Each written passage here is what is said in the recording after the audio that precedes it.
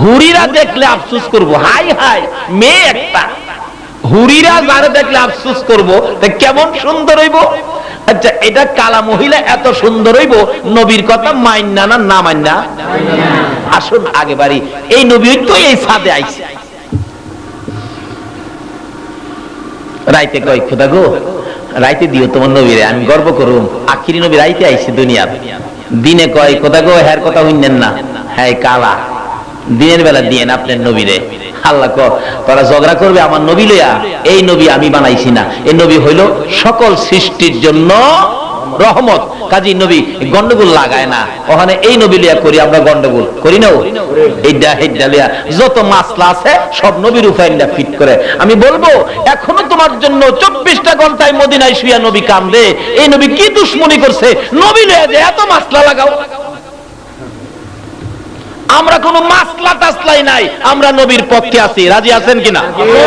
আমরা ঈদে মিলাদুন নবীর পক্ষে আছি, রাজি আছেন? আমরা মিলাদুন নবীও মানি, সিরাতুন নবীও মানি। আচ্ছা, হাল্লা কই ঝগড়া জাতি নাই, নবী যেই সময় আইব রাইতেও পাইবি দিনেও পাইবি। যেই সময় নবী দুনিয়াতে আইতাছে বলুন তো এই সময়টা কোনটা? সুবে সাদেক, রাত্রের শেষ দিনের শুরু, রাত্রের শেষ দিনের শুরু। রাইতে ক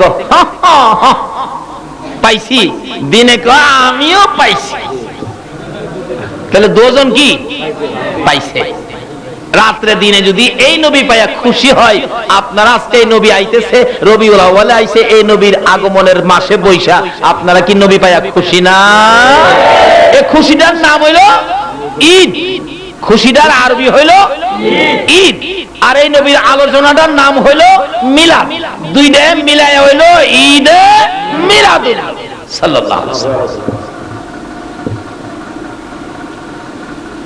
দেখতেছি নবীজি আসবে, অনেক লম্বা ঘটনা, এখানে ওয়াজ করলে 2 ঘন্টার দরকার।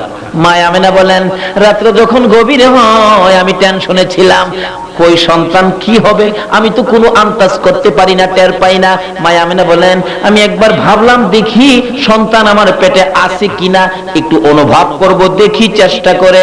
আমেনা বলেন একটু নির্জনে যাইয়া রাত্রের বেলা নিজের পেটের দিকে নিজে তাকাইয়া তাকাইয়া দেখি সন্তান আছে কিনা।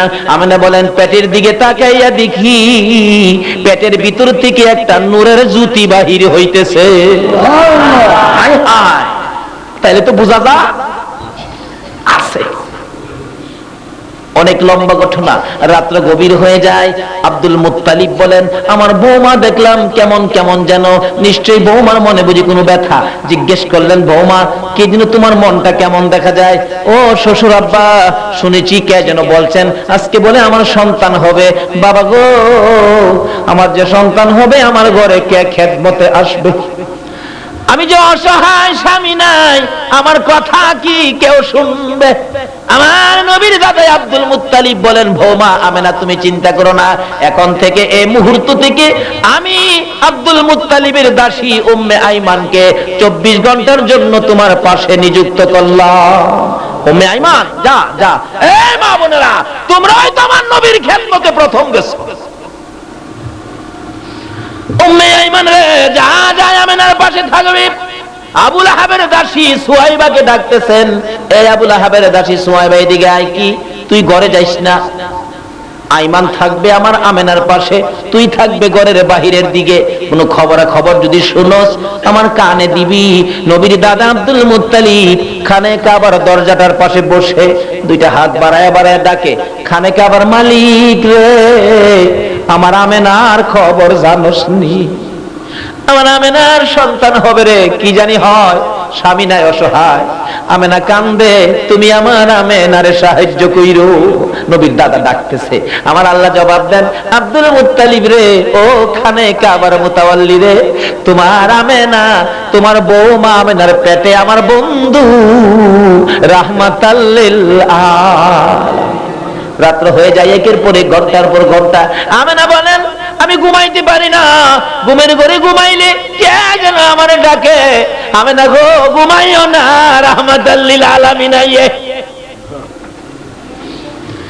ঘুম থেকে জাগ্রত হইলে দেখি আমার ঘরের চারপাশে কে যেন গুনগুন করে গান গায়। আব্দুল মুত্তালিব বলেন, তাকিয়ে আছি, আকাশের দিকে বাড়াইয়া কাঁদতেছি হাত বাড়াইয়া। এমন সময় দেখি রাত্র 2টা, 2:30, 3টা বাজে। এমন সময় এখন যে আপনারা বসে আছেন ঠিক এমন মুহূর্তে আব্দুল মুত্তালিব বলেন, আমি দেখি আকাশের দরজাটা খুইলা গেছে। আরে আকাশের দরজা খুললো, ব্যাপার কি? দেখি দরজাটা সুন্দর করে সাজানো হয়েছে। কিছুক্ষণ পর দেখি 3 থেকে 4 জন মহিলা জান্নাতি শাড়ি পরে রাস্তা দিয়ে আসতেছে, ডান হাতে নূরের বাতি। একজন আরেকজনকে বলতেছে, রে আসিয়া চল আমেনার ঘরে যাই, আজকে মুহাম্মাদুর রাসূলুল্লাহ দুনিয়ায় যাবে, চল আমরা নবীর খেদমতে আমেনার ঘরে হাজির হয়ে যাই। আব্দুল মুত্তালিব বলেন, আকাশের মধ্যে মহিলারা জান্নাতি শাড়ি পরে আমেনার কথা বলতেছেন আর বলতেছেন, যেই ঘটনা যেই নাম উচ্চারণ করেছে ভাবে বোঝা যায় আমার নাতির কথা কইতাছে। আল্লাহু আকবার। আব্দুল মুত্তালিব একটা দৌড় মেরে আমেনার ঘরের সামনে যাইয়া দাঁড়াইছে।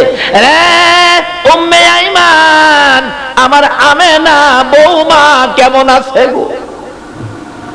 কি বাচ্চা হয়েছে খবর দে। আব্দুল মুত্তালিব ডাকলে উম্মে আইমান বলেন, আপনি কি পাগল হয়ে গেলেন? এখনো কোনো বাচ্চা হয় নাই, এখনো সন্তানাদি হয় নাই। আব্দুল মুত্তালিব চিৎকার মেরে ডাকে, আমেনা কই গো?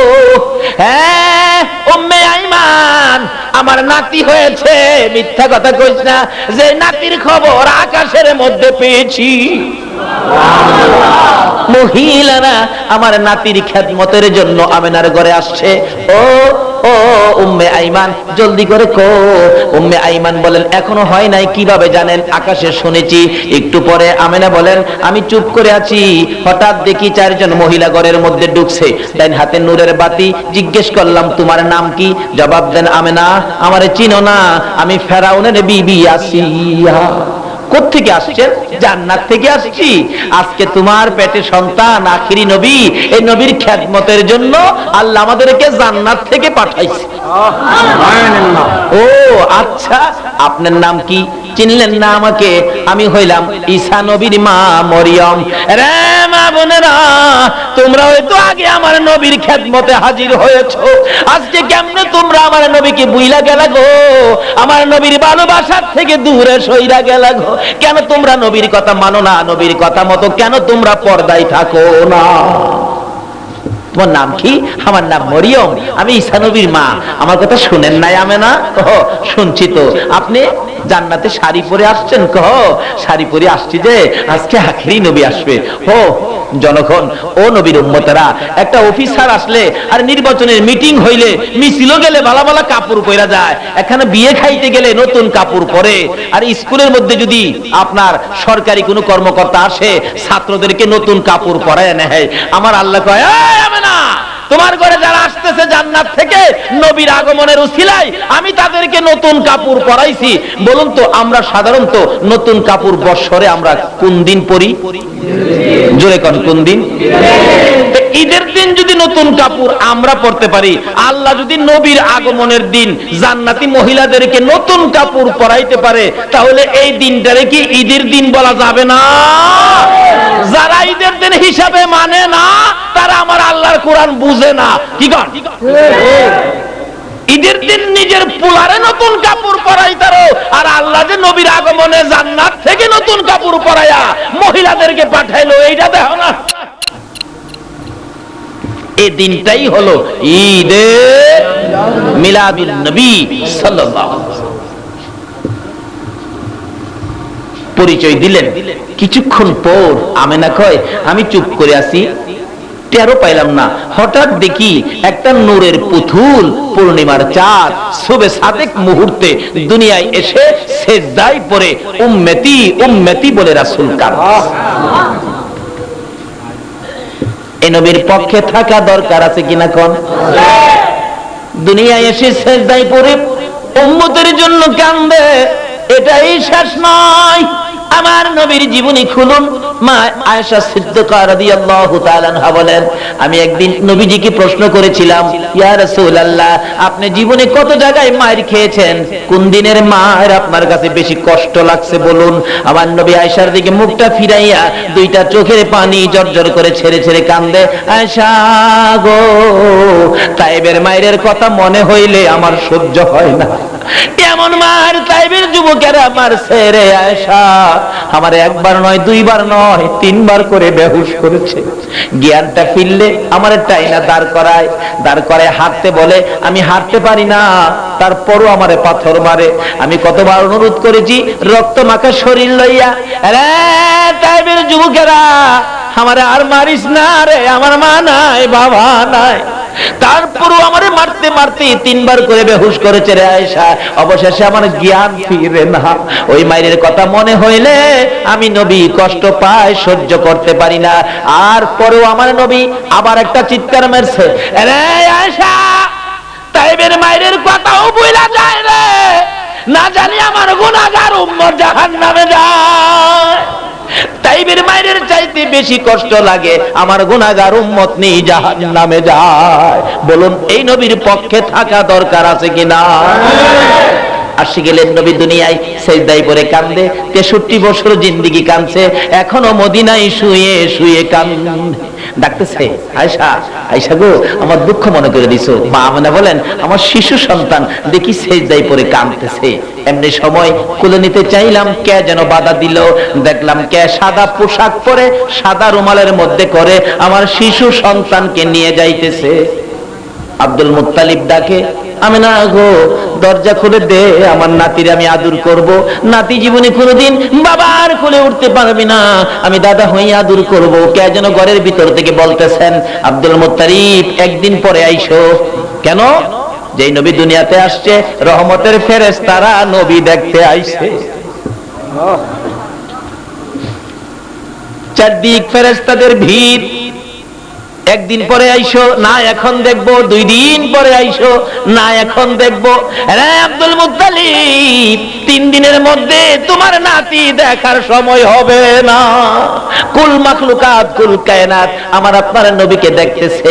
আমিনা বলেন, আমি যখন আমার শিশু নবী কুলে নিয়ে বসলাম, দেখি চারদিকে ঘুরে ঘুরে রহমতের ফেরেশতারা গান গাইতেছে, তোরা দেখি যা আমিনা মায়ের কুলে, তোরা দেখি যা, জোরে জোরে কর, কোলে এলো আল্লাহর হাবিব 12 রবিউলে, এলো আল্লাহর হাবিব 12 রবিউলে, তোরা দেখে যা আমিনা মায়ের কোলে, তোরা দেখে যা আমিনা মায়ের কোলে। আসলো মোদের দয়াল নবী এই দরাতে, আরে অন্ধকার আর বর্বরতা দূর করিতে, আরে রহমতেরই দুয়ার খোদা দিলেন খুলে, তোরা দেখে যা আমিনা মায়ের কোলে, তোরা দেখে যা আমিনা মায়ের কোলে। এলো আল্লাহর হাবিব 12 রবিউলে, এলো আল্লাহর হাবিব 12 রবিউলে, তোরা দেখে যা আমিনা মায়ের কোলে, তোরা দেখে যা আমিনা মায়ের কোলে। মা আমেনা কই, এই যে মজার ঘটনা, আমি তো আশ্চর্য। যাই হোক, লম্বা ঘটনা। এই নবী দুনিয়াতে রবিউল আউয়ালের 12 তারিখ আগমন করেছেন, সোমবার দিন সকালবেলা। খবর হয়ে গেল একের পর এক। আব্দুল মুত্তালিবের কাছে খবর গেছে, আবু লাহাবের কাছে খবর গেছে, এলাকায় ঘরে ঘরে খবর পৌঁছতেছে। নবী দুনিয়াতে আসার পর আবু লাহাবের কাছে খবর পৌঁছলে আবু লাহাব খবরটা পাই তার বান্দিরে বলতেছে, দাসীরে বলতেছে, সুহাইবা, আমার ভাতিজা হইছে, খুব সুন্দর, যা খুশির খবরটা আমারে দিলে। খুশির খবর। আবু লাহাব ঈদে মিলাদুন নবী পালন করে, আজকে নবীর উম্মত হইয়া করে না। এই আঙ্গুলটা ইশারা করে বলছিলেন, যা বাতিজার খবরটা দিলে তোরে অনেক টাকা দিয়া খরিদ করে আনছিলাম, তোর প্রতি দাবি নাই, বাতিজার খবরে তোরে আমি মুক্ত করে দিলাম, যা। আল্লাহ কয়, আবু লাহাব রে, আমার বন্ধুর খবরে খুশি হইয়া বান্দি আজাদ করে দিলি। কাটটা কাফের, কাফের আবু লাহাব, যাকে কাফের না বললেও ঈমান নষ্ট হয়। এই ব্যক্তি মৃত্যুর পরে কবরে আযাব তুলছে। নবীর চাচা হযরত আব্বাস বলেন, আমি একদিন স্বপ্নে দেখি আবু লাহাবকে। জিগাইলাম, আবু লাহাব কেমন আছো তুমি? আবু লাহাব কয়, ভাই জবর বিপদে আছি, বিরাট বিপদে। বাতিজার পক্ষে না গিয়া একবারে বিপদে, সারা সপ্তাহ জাহান্নামের আগুনে জ্বলি। কিন্তু সোমবার দিন সকাল থেকে সন্ধ্যা পর্যন্ত আমার বাতিজার আগমনে যে আঙ্গুল ইশারা করে বান্দি আজাদ করছিলাম, সারা দিন সোমবারে আমার কবরের আযাব বন্ধ থাকে। এই আঙ্গুলের মধ্যে শরবতের নহর জারি থাকে। সুবহানাল্লাহ। একটা কাটটা কাফের আবু লাহাব যদি নবীর আগমনে ঈদে মিলাদুন নবী পালন করার কারণে সোমবারে কবরের আযাব বন্ধ হয়ে শরবতের নহর আঙ্গুলে দেয়, বলুন তো আমরা নবীর উম্মত মুসলমান হয়ে, নবীর আশিক হয়ে, নবীর মহব্বতে ঈদে মিলাদুন নবী পালন করলে এর চেয়ে বেশি পুরস্কার আমার আল্লাহ দিতে পারবে কিনা? আমরা সেই নবীর পক্ষে থাকবো, রাজি আছেন? এবার শিশু নবী আমেনার কুলে, এই নবীর পক্ষে থাকলে কি পাবেন দেখেন। আমেনার কুলে কিন্তু আরবের প্রচলন ছিল, কোন ভদ্র পরিবারের সন্তান হইলে নিজেরা লালন পালন করলে এটা ভদ্রতার খেলাফ, ইজ্জতের হানি হয়। এই জন্য দূর দূরাপির থেকে, গ্রাম থেকে লোকজন আসলে তখন এই লোকদেরকে দিয়ে দেয়, 2 বছর 3 বছর লালন পালন করলে এর বিনিময়ে কিছু দেয়। কিন্তু নবীকে নেওয়ার জন্য অনেক লোকজন আসে, আয়েশা ডাক দেয়, কারো সন্তানাদি আছে? আমেনা কয় আছে। তার বাবারে পাঠাও। তার বাবা নাই। ও এতিম, এতিম নিব না, এতিম নিব না। ঘুমাই রয়েছেন আপনারা? এতিমের কথা শুনলে কি কয়? এতিম। আচ্ছা, যারা এতিম নিব লাভ হইব না লস হইব? এতিম নিয়েছিলেন কে বলুন তো? হালিমা। মেয়ে না পুরুষ? মহিলার ভাগ্যটা তো ভালো। আল্লাহ কয়, জিবরাইল আমার বন্ধুরে মনে হালিমাই নিব। হালিমার বাড়ি কই? বাড়ি কই? ঘুমাই রয়েছে। বাড়ি বলে সোনারুঘাট। কি কইল? বাড়ি সোনারুঘাট কইল। হালিমার বাড়ি কই? সুদূর তায়েব দেশে। বাড়ি কই? তায়েব তো মরুভূমি, বালু পাথর, ফসল আদি হয় না। আল্লাহ কয়, জিবরাইল আমার হাবিব যেই জায়গায় যাবে, এই জায়গায় ফসল না হলে আমার হাবিবের কষ্ট হবে। আমার হাবিব তায়েবে যাওয়ার আগে 70 মাইল পর্যন্ত তোর পাখাটা নিচে দাবায়া দিয়া সব পাথর সরায়া ফেলায়া সমুদ্র থেকে নিচের পলি মাটি আইনা এই গর্তটা ভরপুর করে দেয়। নবীজি যাওয়ার আগে 70 মাইল এলাকা জুড়ে তায়েবের জমিনকে উর্বরা মাটি দিয়া সুন্দর করে দিলেন। নবী যাওয়ার আগে যেই বরকতের মাটি জিবরাইল আইনা আল্লাহর হুকুমে দিয়েছে, কিতাব বলেন সমস্ত পৃথিবীতে যদি কিয়ামত পর্যন্ত একদিন একটা বৃষ্টির ফোঁটা না পড়ে সমস্ত পৃথিবীর গাছগাছরা ফসলাদি পুইরা সাফ হয়ে যাবে, কিন্তু তায়েবের জমিনের ফসল পুরবে না। বরকতটা হলো নবী মুহাম্মদুর রাসূল। এই কিসিমের বরকত পাইলাম যে নবীর উসিলায়। আজকে সে নবীর কথা মানার জন্য আমার আল্লাহ বলেছে, বলুন এই নবীর কথা মানলে লাভ হবে না লস হবে? আসুন না, নবীরে নেন না। হালিমা ঘুরতেছে, গরিব মানুষ তো হালিমা, কেউ গরিব দেখে কাপড় টাপড় ভালো না, সোয়ারি যে একটা বিমাইরা হাঁটতে পারে না, উঠলে মানুষ পইরেই যাইবুগা, এই জন্য কেউ হালিমারের সন্তান দেয় না। এদিক দিয়া আমেনার সন্তান এতিম বলে কেউ নেয় না, আর হেদিক দিয়া হালিমা গরিব বলে সন্তান কেউ দেয় না। 4 দিন 5 দিন 1 সপ্তাহ চলে গেছে। কোন কিতাব বলে 2 সপ্তাহ পর্যন্ত নবীজি মায়ের কাছে ছিল, কেন কেউ নেয় না তো কি করব। এবার হালিমা সকলের শেষে এসে ডাকে, সন্তান আছে? আমেনা কয় আছে। তার বাবারে পাঠান। আমেনা কয় আর কইতাম না, বাবা নাই, এতিম। হালিমা কয় বুঝিছি, এতিম দেখাই বুঝি কেউ নেয় না। দাঁড়ান, স্বামীর সাথে পরামর্শ করি। স্বামী বাড়ির বাহিরে, স্বামী গো একটা সন্তান পাইছি, সন্তানটা এতিম, এতিম বিলা বুঝি কেউ নেয় না, লন খালি গিয়া লাভ কি? পরামর্শ কি করলো? নিয়ে যাই। হালিমা বলেন স্বামীর সাথে পরামর্শ করে এতিম নবী নেওয়ার জন্য রওনা হলাম। বাড়ির দিকে, ঘরের দিকে যতটুকু আগায় ততই আমার মনে শান্তি আসতে থাকে। হালিমা বলেন ঘরের দিকে যতই যাই রে আমার কলিজা ঠান্ডা হইতে থাকে। ঘরের কাছাকাছি দরজাটাই যাইয়া দেখি একটা পূর্ণিমার চাঁদ উদয় হইয়া রয়েছে। হালিমা বলেন এত সুন্দর সন্তান জীবনে কোনোদিন দেখি নাই।